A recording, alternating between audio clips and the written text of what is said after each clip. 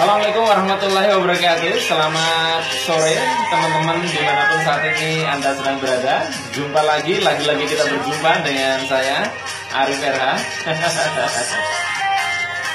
Ya, kita ketemu lagi dalam rekaman video iseng yang cukup lama jeda ya. Baik, tema yang akan kita bahas pada sore hari ini adalah berjudul menikmati proses. Tentunya istilah proses sudah tidak asing buat kita semua ya. Proses adalah satu area di mana itu adalah rentang waktu yang kita butuhkan untuk mencapai suatu hasil tertentu. Nah, di sini sebetulnya ada dua pendekatan ya. Ada orang yang lebih berpikir bahwa untuk bisa mencapai hasil itu kita harus terus fokus kepada hasil ya. Sementara saya melihat kebalikannya, justru rahasia dari tercapainya hasil adalah proses itu, karena hasil tidak akan mengkhianati proses gitu. Nah, untuk bisa memudahkan apa yang saya bahas ini adalah begini. Silakan Anda ke Yogyakarta, atau mungkin Anda browsing, atau mungkin Anda sudah pernah mendengar bahwa ada satu tantangan yang cukup menarik di Yogyakarta, yaitu Anda diminta untuk berjalan ya dengan jarak tertentu untuk melalui celah di antara dua pohon yang ada di sana, di dekat Keraton Yogyakarta. Anda berjalan dengan keadaan mata tertutup, entah memejamkan mata atau Anda menggunakan penutup. Yang menarik adalah cukup banyak dan banyak orang sering gagal melalui celah itu karena dia sebelum melalui celah ini dia akan berbelok ke arah yang berbeda, yang tidak menuju celah itu. Nah, sebetulnya apa sih rahasia kita, rahasia dari tantangan itu sehingga seseorang bisa melalui dua celah pohon itu? Rahasianya adalah menikmati proses.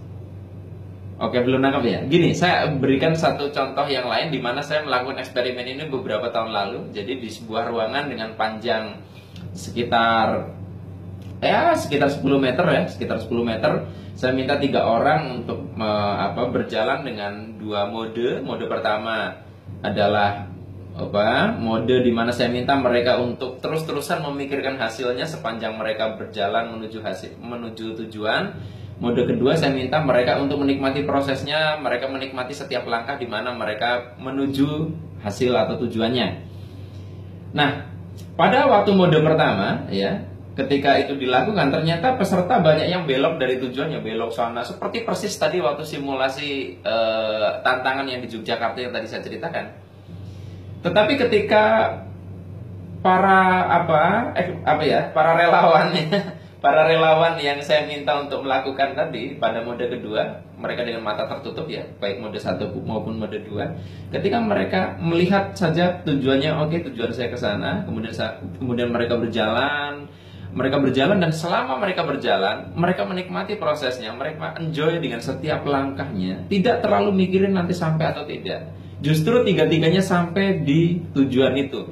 Melenceng sedikit ya, satu orang melenceng sedikit, tapi tidak seperti sebelumnya di mana di tengah itu melenceng semua.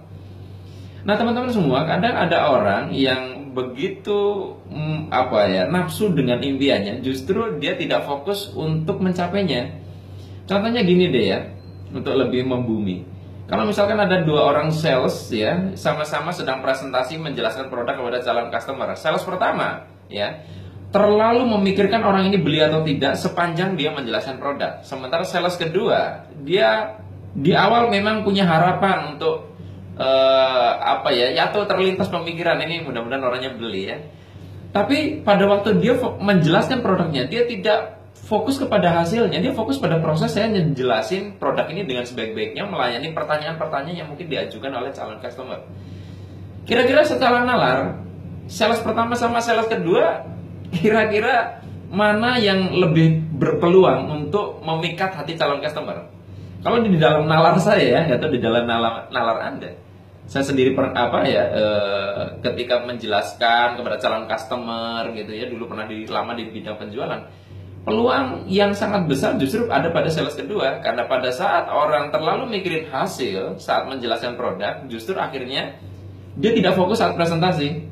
Tapi pada saat dia fokus pada presentasi, justru orang akan mendapatkan penjelasan yang komplit, mendapat jawaban yang memuaskan sehingga orang tertarik untuk membeli.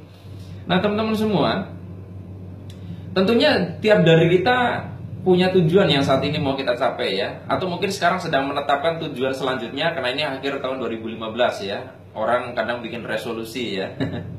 Tapi resolusi ini bisa jadi re-problem ya. Solusi problem lawannya bisa jadi re-problem saat kita tidak bijak atau tidak mengevaluasi apa yang menyebabkan tahun ini kita tidak mencapainya.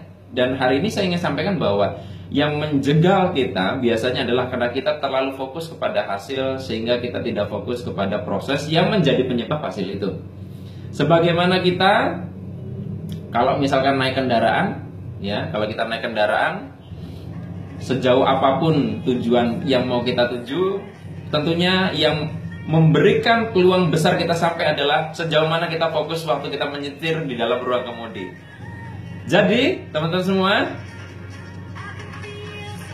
fokuslah kepada apa yang bisa kita lakukan saat ini, fokus kepada prosesnya, nikmati prosesnya, dan percayalah bahwa hasil akan setia kepada proses terbaik yang kita lakukan. Sampai ketemu lagi di lain kesempatan. Saya akhiri. Billahi taufiq wal hidayah. Wassalamualaikum warahmatullahi wabarakatuh. See you.